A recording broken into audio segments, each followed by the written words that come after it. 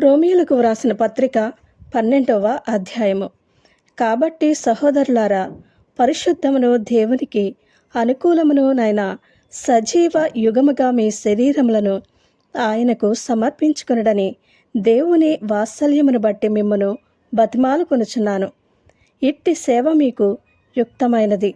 మీరు ఈ లోక మర్యాదను అనుసరింపక ఉత్తమమును అనుకూలమును సంపూర్ణమునయ్యున్న దేవుని చిత్తమేదో పరీక్షించి తెలుసుకున్నట్లు మీ మనస్సు మారి నూతన మగుట వలన రూపాంతరము పొందడి.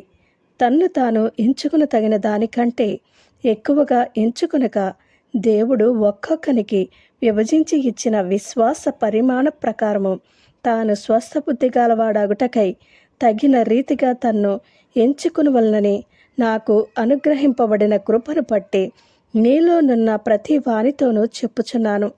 ఒక్క శరీరములో మనకు అనేక అవయవములుండినను ఈ అవయవములన్నింటికి ఒక్కటే పని ఎలాగూ ఉండదో అలాగే అనేకులమైన మనము క్రీస్తులో ఒక్క శరీరముగా ఉండి ఒకనికొకరము ప్రత్యేకముగా అవయవములమై ఉన్నాము.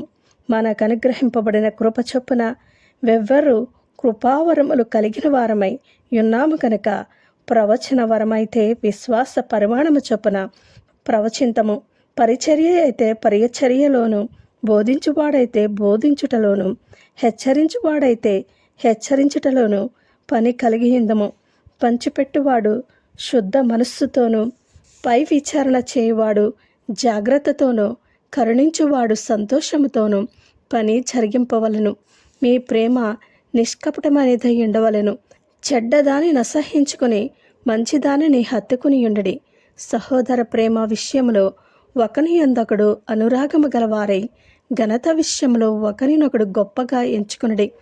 ఆసక్తి విషయంలో మాంద్యులు కాక ఆత్మయందు తీవ్రత గలవారై ప్రభువును సేవించుడి. నిరీక్షణ గలవారై సంతోషించుచు శ్రమయందు ఓర్పు గలవారై ప్రార్థనయందు పట్టుదల కలిగి ఉండడి. పరిశుద్ధుల అవసరములలో పాలు పొందుచు శ్రద్ధగా ఆతిథ్యం ఇచ్చుచుండడి. మిమ్మును హింసించు వారిని దీవించుడి. దీవించుడిగానే శపింపవద్దు. సంతోషించు వారితో సంతోషించుడి. ఏడ్చువారితో ఏడుబడి. ఒకరితోనొకడు మనస్సు కలిసి ఉండడి. హెచ్చువాటి యందు మనసుంచక తగ్గువాటి యందు ఆసక్తులయ్యుండడి. మీకు మీరే బుద్ధిమంతులమని అనుకునవద్దు.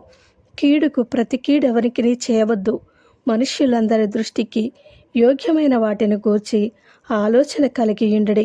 సఖ్యమైతే మీ చేతనైనంత మట్టుకు సమస్త మనుష్యులతో సమాధానముగా ఉండడి. ప్రియులారా, మీకు మీరే పగ తీర్చుకొనక దేవుని ఉగ్రతకు చోటియ్యుడి.